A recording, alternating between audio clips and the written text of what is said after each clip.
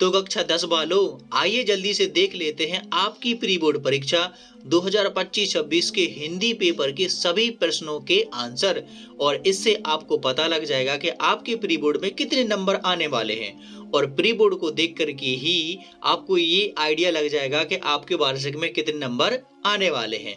और ऐसा नहीं है, यदि आप लोग मेहनत करते हैं तो आपके बोर्ड में और अच्छे नंबर आ सकते हैं। फिलहाल हम लोगों को इनको देख लेते हैं। तो आइए जरा पहला प्रश्न यहाँ पर सही विकल्प का चयन कीजिए। तो यहाँ पर सीधे मैं आंसर बताते जाऊंगा। वात्सल्य रस के श्रेष्ठ कवि माने जाते हैं तो भाई साहब हमारे सूर्यदास जी। ओके। अगला है आधुनिक काल प्रारंभ कब से माना जाता है? तो संमत 1900 से। लय तुक यति गति मात्रा एवं चरण से मुक्त रचना क्या कहलाती है? भाई साहब छंद कहलाती है। ओके।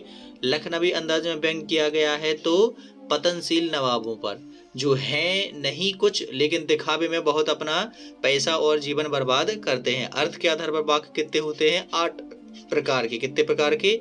देखिए, आ से अर्थ और आ से 8। तो वाक्य के अर्थ के आधार पर वाक्य कितने प्रकार के होते हैं? 8 प्रकार के। और रचना के आधार पर होते हैं 3 प्रकार के। ओके। भारत का स्विट्जरलैंड कहा जाता है तो कटावा को। किसको कहा जाता है? कटाऊ को। ठीक है।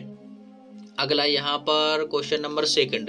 तो क्वेश्चन नंबर 2 यहाँ पर हमसे क्या पूछा गया है? इसमें भाई साहब रिक्त स्थानों की पूर्ति यहाँ पर कीजिए। तो पहला है खाली स्थान के कैसे गाँव मधुर चांदनी रातों की उज्जवल गाथा। ठीक है।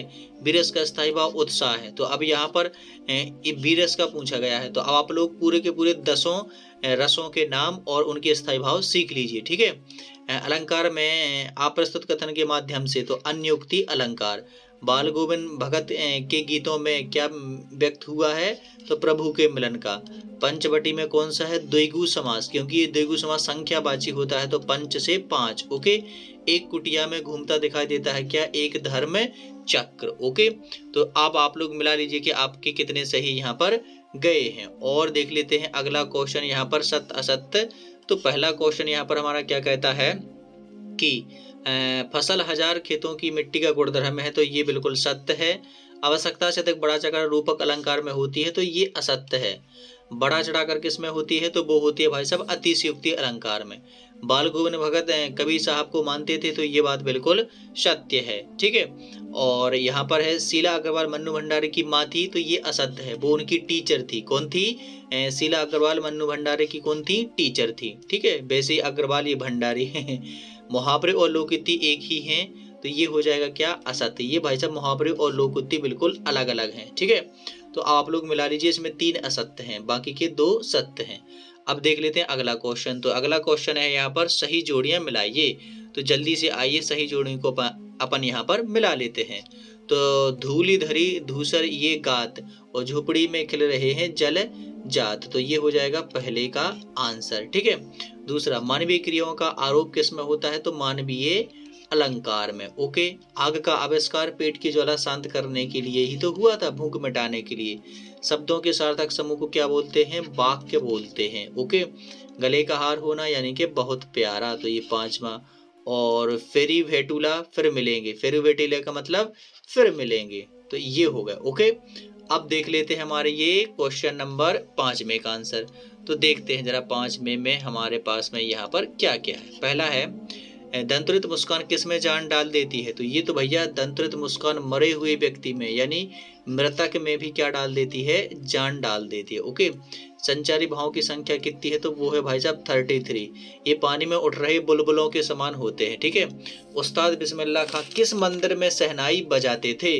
तो भाई साहब उस्ताद बिस्मिल्लाह खान बजाते थे काशी के बालाजी के मंदिर में। ओके। तो कहाँ पर बजाते थे? बालाजी मंदिर में। ठीक है। और ये देखो, ये भी उस्ताद बिस्मिल्लाह खां ये मुसलमान थे लेकिन काशी की बालाजी मंदिर है ना, वहां के प्रसिद्ध मंदिर में ये शहनाई बजाते थे। यथाशक्ति में कौन सा समास है? तो यथाशक्ति में होगा भाई साहब हमारा अव्ययी समास। कौन सा? अव्ययी भाव समास। ओके। अगला, विपदा के समय भोलानाथ किसकी शरण में जाते थे? तो भैया वो जाते थे अपनी माता और पिता की शरण में। ठीक है। अगला, शाना शाना हाथ जोड़ी पाठ के आधार पर पहाड़ी कुत्ते कब भौंकते हैं? तो भाई साहब वो भौंकते हैं केवल चांदनी रात में। किस रात में? केवल चांदनी रात में। ओके। अब यहाँ पर आ जाता है क्वेश्चन नंबर 6वां।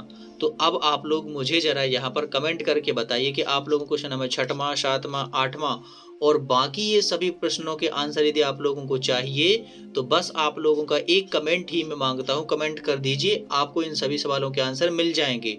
और जल्द ही आप लोगों को इस चैनल पर एक वीडियो ये आने वाली है कि आप लोग हिंदी के एग्जाम को किस तरीके से लिखेंगे ताकि आपका जो पेपर है वो बहुत ही अच्छे तरीके से जाए और जो भी क्वेश्चन का आंसर आप लोग लिखें उसमें आप लोगों को पूरे के पूरे नंबर मिल जाएं। क्योंकि देखिए आपको कभी कभी होता है क्या कि आपको हिंदी में पूरे के पूरे नंबर नहीं मिलते हैं, काट लिए जाते हैं भाषा के। तो भाषा कैसी लिखनी है यही सब आपको बताया जाएगा। तो बस कमेंट कीजिए और मैं मिलता हूँ नेक्स्ट वीडियो में। तब तक के लिए पढ़ते रहिए, मस्त रहिए और खुश रहिए।